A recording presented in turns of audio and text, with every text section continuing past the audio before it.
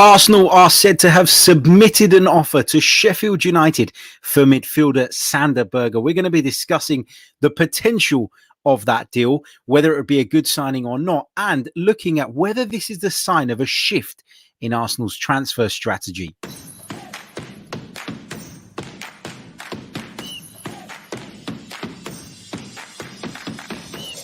You're listening to the Chronicles of a Gooner, the Arsenal podcast.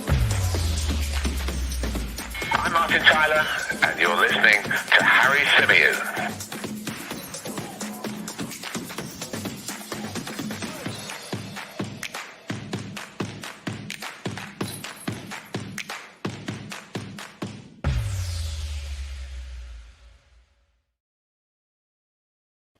Hello and welcome back to the Chronicles of a Gooner live as ever.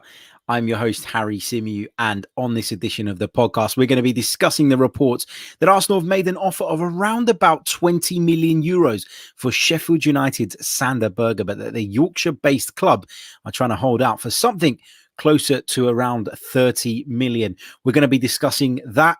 We're going to be discussing the idea of signing Sander Berge, whether it's an appealing one or not. We're going to be discussing Arsenal's wider transfer strategy, and whatever else comes up in the chat. So really looking forward to this one. Hope you're all good. Big hello to everybody in the live chat. Hope you're all well. Feel free to get your comments in and your questions in throughout the course of the show as well. In case you can't tell, I am exhausted. I've just been on the 90 Min show. Head over to the 90 Min YouTube channel. Check it out. I had to defend my stance on Brendan Rodgers following, of course, the FA Cup final win at the weekend. So that was quite draining, quite a tiring one. But I think I made a good fight of it. So head over and check it out. Right, let's get into it, because reports have emerged today suggesting that Arsenal have apparently made a bid for Sander Berge. So let's take you through the story. Let's take you through what is being said, what is being reported. And I just want to put a disclaimer at the beginning that says these stories that I bring you, they don't come from me. Okay, so I am bringing you the story, but I am also crediting it to whoever it is that has broke the story, because first of all, that's the only right way to do it. It's the only fair way to do it. And equally, if they don't come off, I don't want it to come tumbling back down on me. So let's start off with the origin of the Sander Berge story. So, you know, we've heard Arsenal link with this player for a while now. You know, it's not a new link. We've heard it pretty much throughout the course of the season that he's somebody that Arsenal are interested in, somebody Arsenal are hoping to bring to the club. And from the story I'm reading, it kind of confirms that. It says that Arsenal have been tracking him for a number of months and are now believed to be leading the race for his signature in advance of the upcoming window. He had a release clause of £35 million. But once the season ends and Sheffield United are a championship side again, you know, we know they've already been relegated, but once the season ends and they officially become a championship side again, that release clause gets slashed down from £35 million to £25 million. However, that is not what Arsenal are looking to pay for Sander Berge. Okay, £25 million is a lot more than Arsenal want to pay at this stage. Arsenal are said to have already submitted a bid of £17 million, and that is according to Jeunesse Photo. I hope I've pronounced that right. I just want to make sure that I've said that right. It is a French outlet. And as I say, they are the ones that say that Arsenal have launched that £17 million bid. You'll start to see it being reported in some of the other outlets as well. It's a story that's gathering quite a bit of pace this evening. But apparently the Sheffield club are basically wanting to hold out for something closer to £25 million. They want to get closer to that release clause. So that's the story. That's what we're being told. We know that Arsenal have been looking at him for a while. We know that Arsenal don't want to meet the release clause, and that Sheffield United are trying to hold out for as close to £25 million as possible. It's also claimed that Berge's former employers, Genk, are in line to receive between 10 and 20% of any transfer fee paid, which would explain why Sheffield United are desperate to squeeze out as much from Arsenal as they possibly can. For those of you asking in the chat box, Sander Berge is a central midfield / defensive midfielder, probably more of a defensive midfielder. If you're going to go by my view, but yeah, that's where he plays. Apparently, he's widely expected to leave Sheffield United ahead of next season, and Tottenham and Liverpool are also said to be keeping an eye on his situation at Bramall Lane. So apart from the fact that there are other clubs involved and that, Arsenal are going to have to meet the price that Sheffield United want, it seems like the player, though, is desperate to play alongside Martin Odegaard. And according to Football.London, they are saying that for Arsenal to sign Sander Berge, for them to be in prime position with Sander Berge, they probably have to seal Martin Odegaard's future for at least another season as well. So they say that Sander Berge is very excited about the possibility of a move to Arsenal, but would be even more eager to join if Martin Odegaard stays at the club. However, the same report claims that Real Madrid are determined to keep hold of the 22-year-old and suggests that Edu's going to have a really difficult job getting that deal over the line. So it's a difficult one. It's a difficult one. Are Arsenal going to be able to keep Martin Odegaard? If they can, that would help them along in negotiations with Sander Berge. But first of all, before we're even talking about the prospect of keeping Martin Odegaard, what that means, etc., is Sander Berge the man we want? Is Sander Berge the player that's going to come into this Arsenal midfield and transform it? Is he the player that comes in and becomes part of our core group alongside Granit Xhaka and Thomas Partey ahead of next season? Could Sander Berge's potential arrival signal the end for Granit Xhaka? They are very similar players in terms of the positions in which they like to play. I'm not sure. I've watched Sander Berge on a number of occasions outside of just when Arsenal have played Sheffield United, and I've never really looked at him and gone, wow. I just don't really see it. I'm not really sure about him. And if I look at, and I'm only going by whoscored.com, but if I look at his average performance rating in the Premier League this season, where he's made 15 appearances, it's only 6.43 out of 10, which isn't exactly inspiring. I say he's made 15 Premier League appearances this season, and he's missed a really significant proportion of the campaign. Between the 20th of December and the 24th of April, he wasn't even in the squad. Had to undergo surgery on an injury. So that's another thing that kind of works against him in my book. I know with players, it's really difficult to sort of hold them accountable for their injury records or to sort of make judgments based on that. And in a way, it's not the way you want to do it. But I do worry about the fact that Sander Berge missed 21 games, 93 days for Sheffield United this season. I think when I was talking a little bit earlier on the previous podcast, and we were talking about Tosin, who I'm reliably informed it's pronounced Tosin Adarabioyo, not Adarabioyo. So it's Adarabioyo. Just going back to that story that we brought to you earlier on today. I've been doing a lot of thinking this afternoon about Arsenal's recruitment strategy, about the best way to do it. I've been recording a couple of members' bits and pieces that is going to drop this week. And I've been sort of getting a little bit deeper into the whole recruitment policy, the whole workings out of it. And then I'm watching Brentford tonight in the playoffs, and I started to think about the way Brentford do it and the way they've gone about bridging the gap between themselves and some bigger clubs and some more financially powerful clubs by being extremely clever in the way they go about their recruitment. And what I was thinking about was, think back to the better days of Arsenal. Think back to Arsenal's best days, right, that you can remember. And I know for a lot of us, that is the Arsene Wenger era, the prime Arsene Wenger era, the beginning of his Arsenal tenure.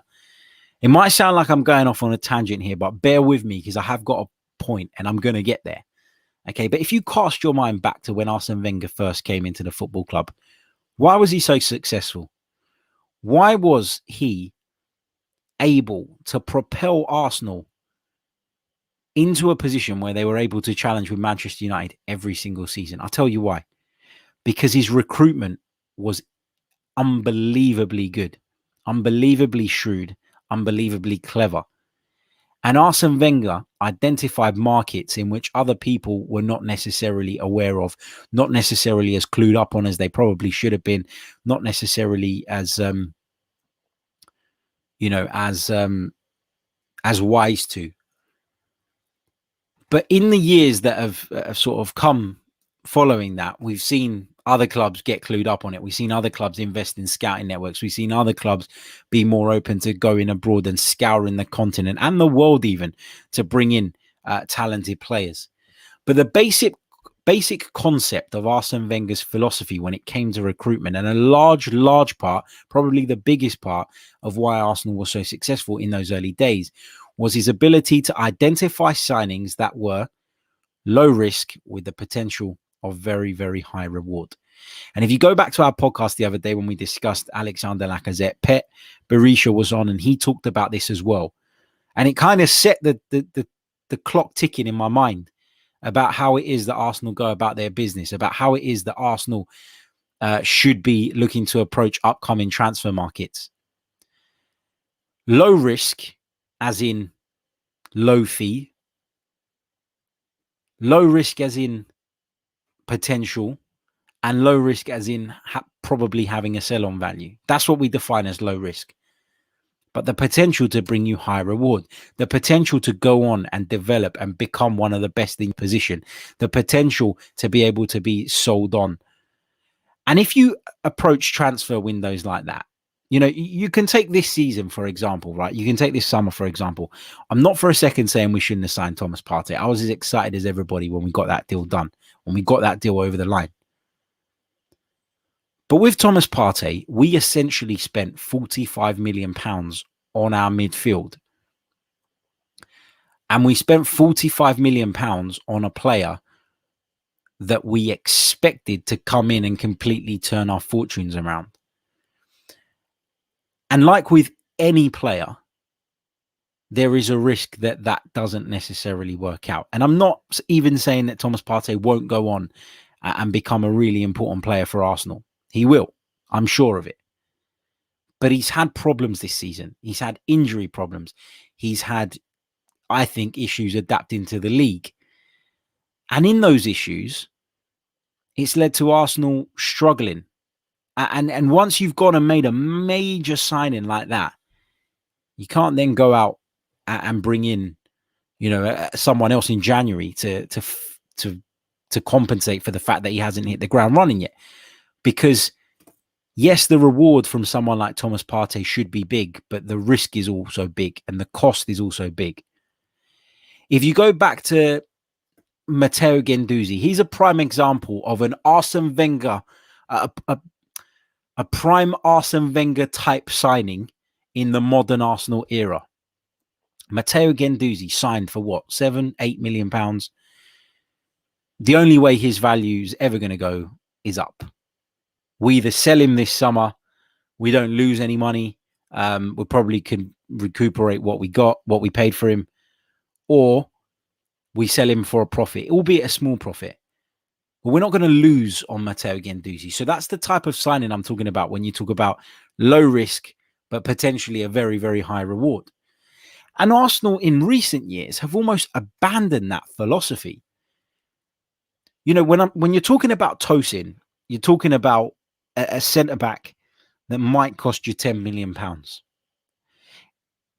You could bring in 3 centre-backs at £10 million each who have potential and who could go on to greater things.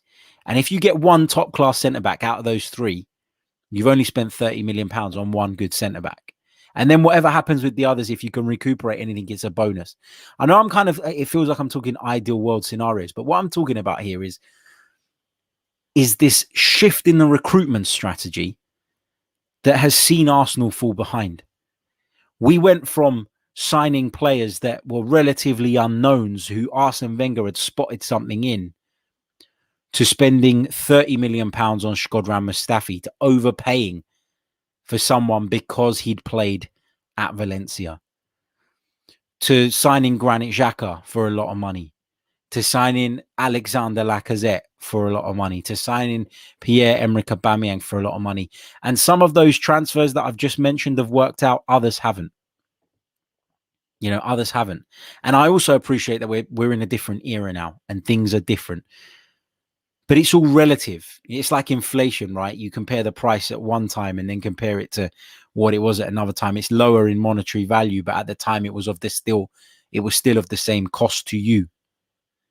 So I'm just wondering if the idea of somebody like Tosin would be the first sign of Arsenal reverting back to that kind of strategy.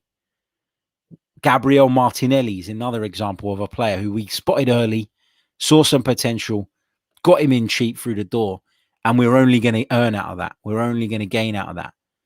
And I just find it really strange that Arsenal have abandoned that approach. We see it come up from time to time, but the fact that we're not identifying these players regularly probably tells us that in terms of our scouting, there's a lot to be desired. There's a lot to improve on. And we know that Arsenal have made moves recently to get scouts in to try and improve in that sense. So I'm wondering if the reports linking us with somebody like Tosin, along with the fact that we're hearing about scouts coming in, is the first sign of Arsenal switching sort of approach in the transfer market, reverting back to what served us very well in the late 90s and early 2000s. I don't know. Maybe it's been forced upon us because of a lack of finance. I don't know. Who knows? But I'm just starting to get that vibe. I'm starting to get that vibe that the whole approach, the whole viewpoint from which the Arsenal hierarchy are looking at transfer windows is just shifting. I don't know. Let's see. But then going back to the Sander Berge thing, some people would argue that £17 million in 2021 for a central midfield player is not a big investment. And it isn't a massive investment. It isn't a huge investment. But Sander Berge doesn't really fit into that category that I was talking about. And that's why I find it quite strange that we're being linked with this guy, that we are supposedly so keen on him. I know he's 23 years old and there is obviously potential to develop. But you got to think, is Sander Berge going to reach a level whereby he will bring you either, success on the pitch or contribute to success on the pitch? Or is he at a level where you could then sell him on for more down the line and at least recuperate your money? I wonder. I just, we're not scouts. We don't watch these players week in, week out. I'm just wondering if this is, it doesn't on the surface feel like that kind of signing that I'm talking about. But perhaps in the eyes of the Arsenal manager and Edu and those responsible at the club for identifying these players, that is what Sander Berge represents. I don't know. And in which case we might have to trust them a little bit if they're going to shift this approach. I mean, how many times under Arsene Wenger did the news pop up? Arsenal have signed this star for £6-7 million from French side. I don't know. And you'd be like, who the hell is that? But then they'd come in. Some of them would succeed. Some of them would add to the squad. Some of them would bring something to the table. And others would stay there for a season or two and leave. But when they left, there wasn't a big song and dance about it because, as I say, the risk, the cost in the context of things at that period and during that era was not particularly significant. So I'm just wondering if Arsenal's recruitment strategy is shifting. I hear people banging on about it all the time. Premier League proven players is what Arsenal need. Well, to be fair, the reports that we're seeing over the last couple of days are linking us with Premier League players, albeit if they are Premier League players who plied their trade at clubs that have been relegated. But that doesn't mean there aren't players within those clubs that could bring something to Arsenal Football Club that could help us improve. And listen, the reality is, and I saw prior to me hitting the live button, I saw loads of you in the comments talking about this and saying, what a downgrade. This is not the type of player we want. And I'm not convinced about Sander Berge. I never have been. So I'm not going to sit here and preach to you and try and beat the drum. But what I am going to say is be a little bit maybe more open-minded about it, because it doesn't necessarily mean that they are not good enough because they've played in struggling teams.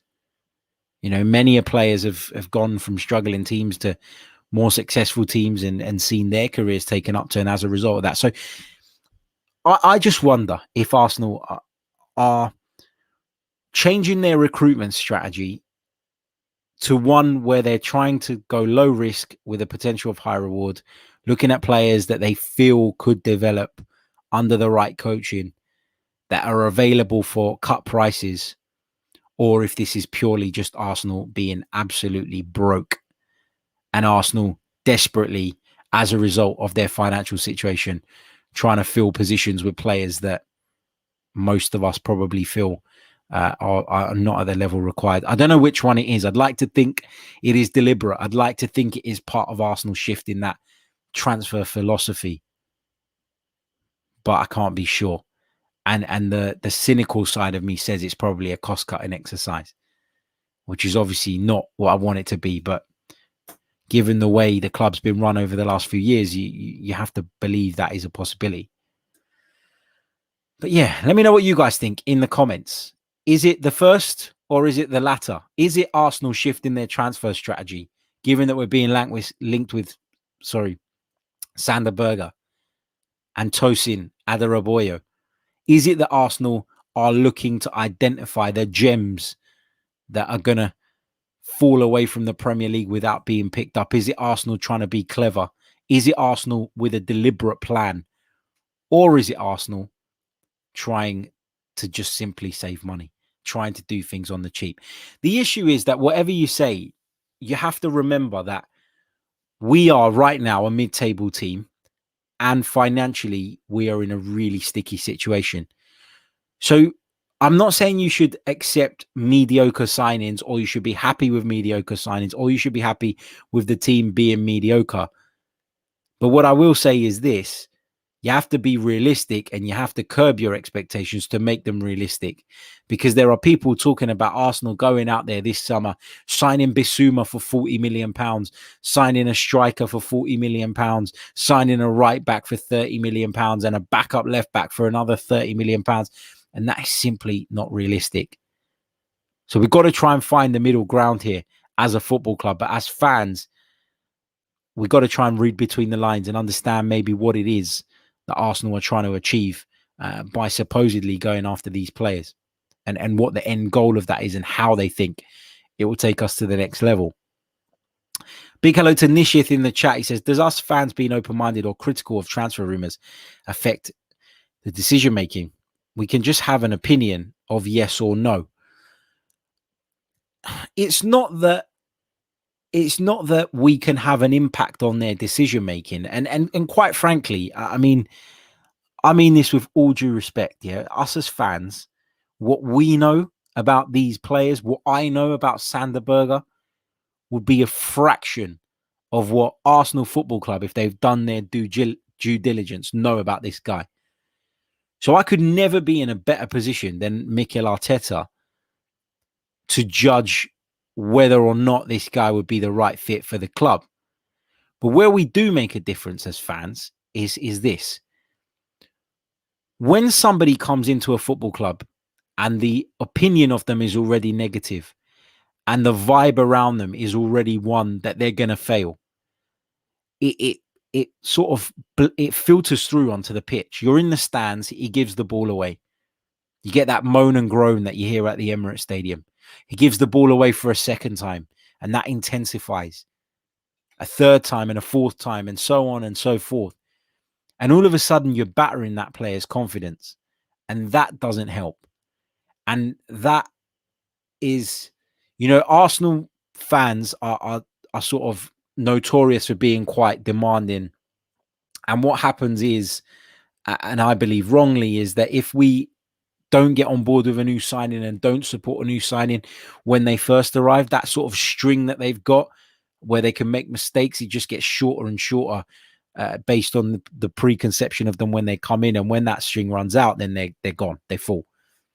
And that's the problem here. So I don't think we can really directly influence, who we sign. But I do think that when we do sign whoever it is that we're going to sign, we have to get behind them. Enigma says, sorry, Harry, but you sound like a propaganda machine for the lower your expectation movement. I don't think there is anything wrong with being realistic in your expectations.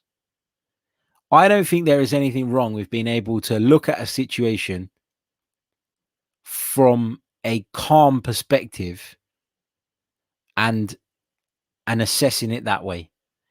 You know, what's propaganda is people that go, oh, we went unbeaten in 2003, 2004. 2003, 2004. Do you know how long ago that was? I was 13 years old and I'm 30. I'm going to be 31. That was a different time. That was a different world. So if your level of expectation, having watched Arsenal steadily decline for years and years and years, at this point is still there, then you don't need propaganda because you're brainwashed, you're deluded.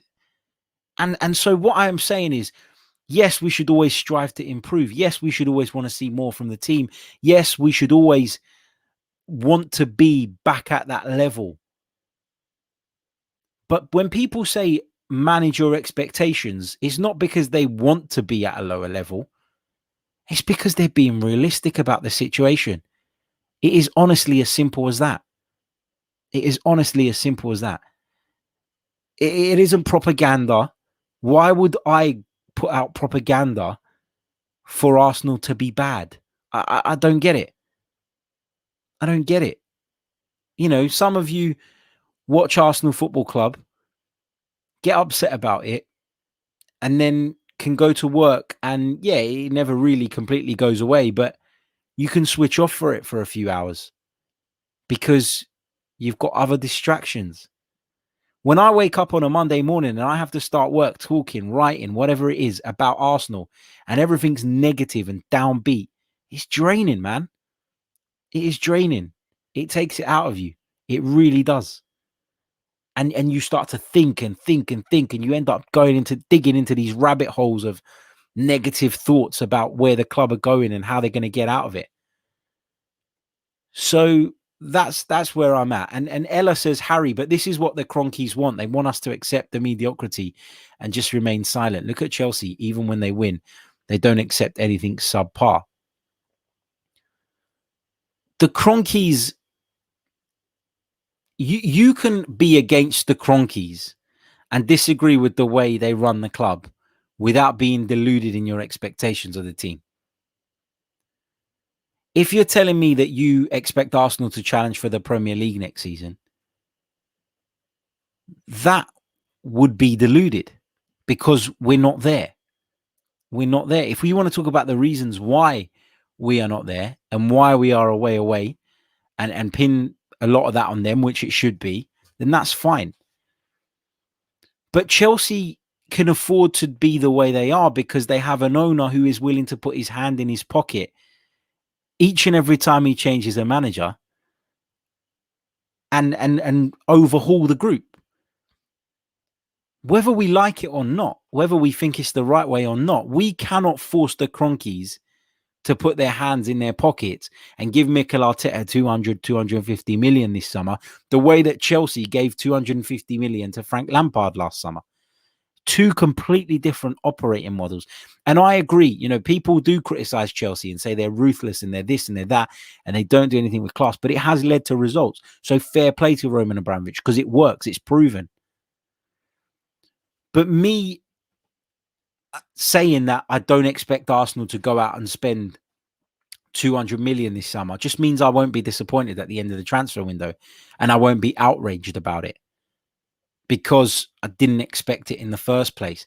And there is nothing in recent evidence that suggests that you as a human being should wind yourself up to feeling as though Arsenal are going to spend that money this summer and then you end up seeing that not come to fruition and being upset and disappointed about it. Arsenal can get back to the top level. But for Arsenal to get back to the top level, it's going to take time, just like the decline took time. The decline at Arsenal has been going on for years and years and years. It's years of mismanagement that have led to us being a mid-table Premier League side. It's not Mikel Arteta's 18 months or whatever it's been in charge. It's years before that have contributed to it as well. So that's all I'm saying. things don't change overnight. You know, they don't.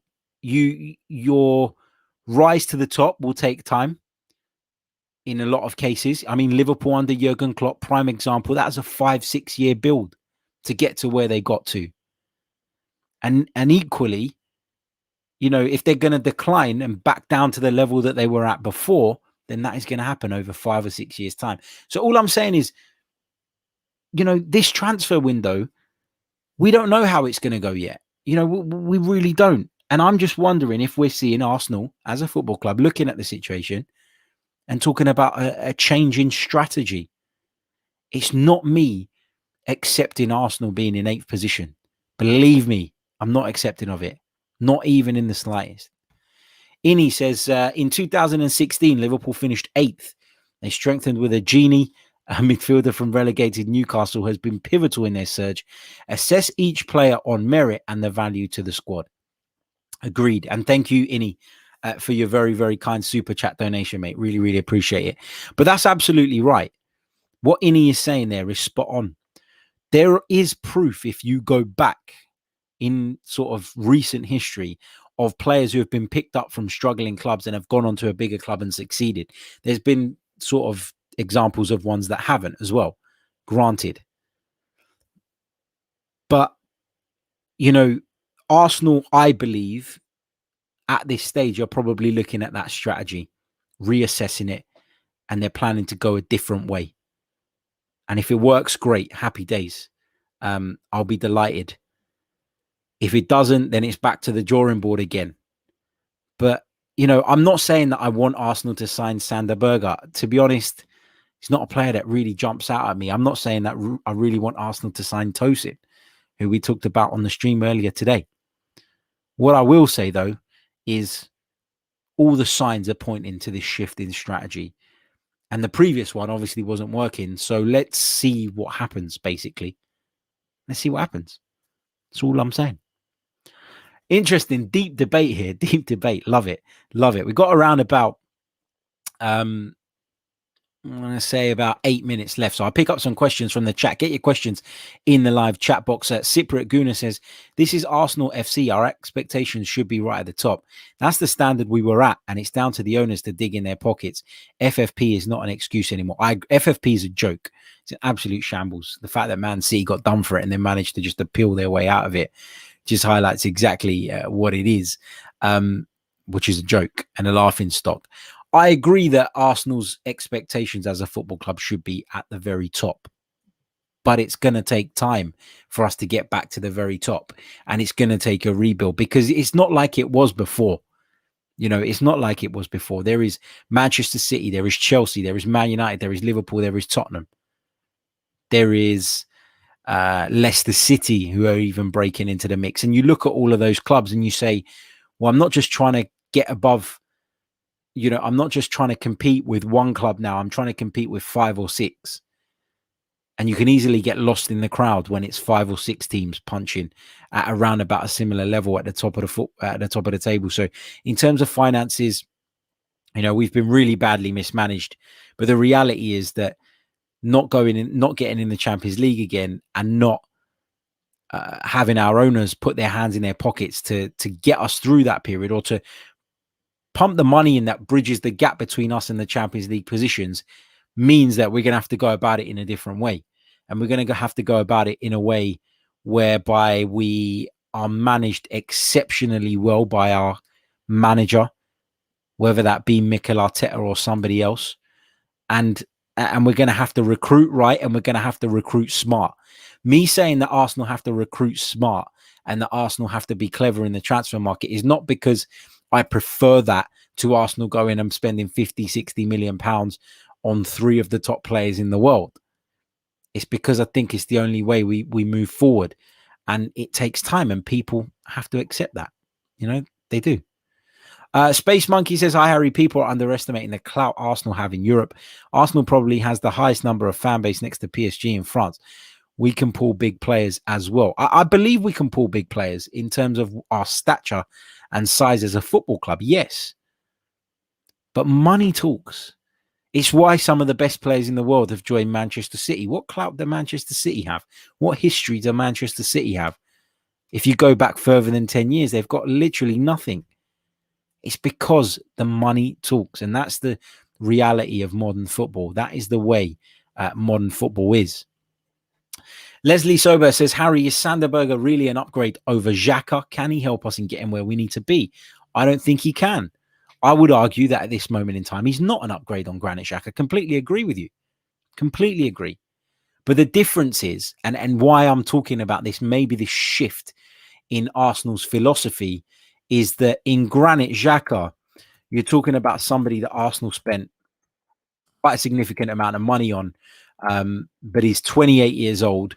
He's coming to he's in his peak years, you'd argue, and probably doesn't carry much of a sell-on value anymore. Whereas with Sander Berge, you'd be looking at someone who's how old is he? 23, 24, 23. And that's what, that's what I'm talking about when I say a change in philosophy. Are Arsenal looking at buying players that they can sell on in the future? Are Arsenal looking at buying players for less money who have potential but haven't maybe necessarily fulfilled that yet, and trying to bridge the gap on our rivals that way? I don't know. I do really believe that there is a shift in the approach. Whether it will work or not, though, that remains to be seen, of course. And we're not going to know if that's going to work until a little bit further down the line. What else have we got? I'm going to pick out one more question just because I am running out of time. I've got some work to do on the playoff games tonight. So I'll be jumping onto my sofa to watch Brentford against Bournemouth in the first leg of that one in a few minutes' time, which is why I've got a dash. It's a great debate, though, and I'm sure we'll continue it on future shows. Harry, do you know of any £12 million relegation clause in Sander Berge's contract? I assume it wasn't true, as we're seeing €30 million holdouts. I don't know of any clause that was in his contract. The information that I've read, and I'm sure it's the same information that you've all read, is that Sander Berge had a £35 million release clause, and that goes down to 25 off the back of that relegation. So maybe we'll be able to get the deal done even less than that, because of course Arsenal strapped for cash, and I'm sure Sheffield United, even though they have that clause that protects them in there, I think they'd probably be willing to negotiate at slightly less when they sort of review their finances and look at where they are in the championship, or how they're going to look to plot their return from the championship next season. So yeah, it's just a bit of a safety net for them, but I do think a deal could potentially be done at less. So we'll see. But yeah, going to leave it there. Just to summarize, so Arsenal apparently have made an offer of around £17 million. That's 20 million euros ish for Sheffield United's Sander Berge, but they are holding out for around about 30 million euros, which is around about 25 million pounds. Arsenal are confident that they can get a deal done for less than that.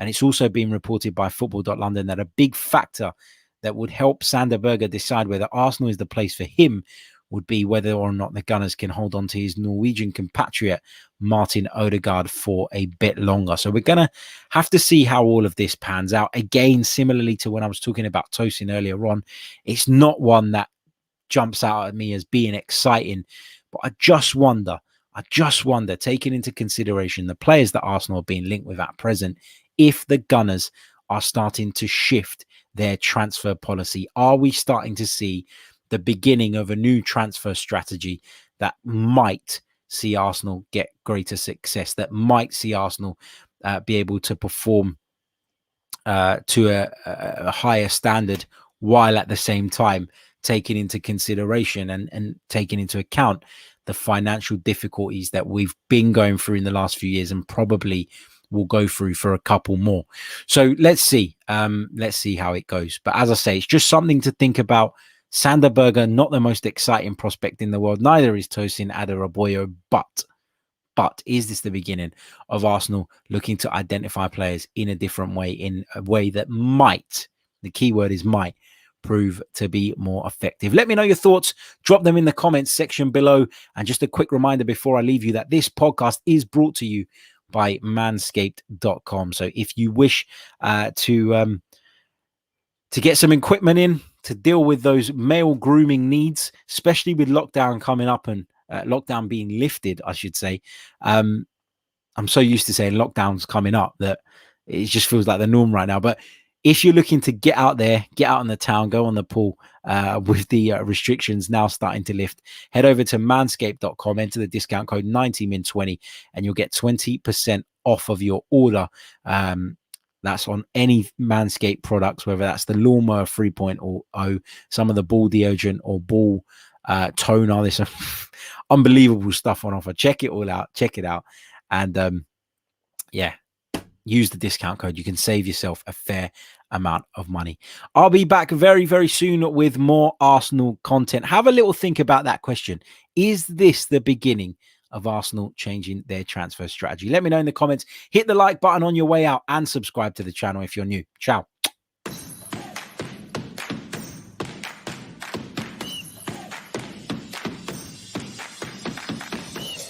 You're listening to the Chronicles of a Gooner, the Arsenal podcast. I'm Martin Tyler, and you're listening to Harry Symeou.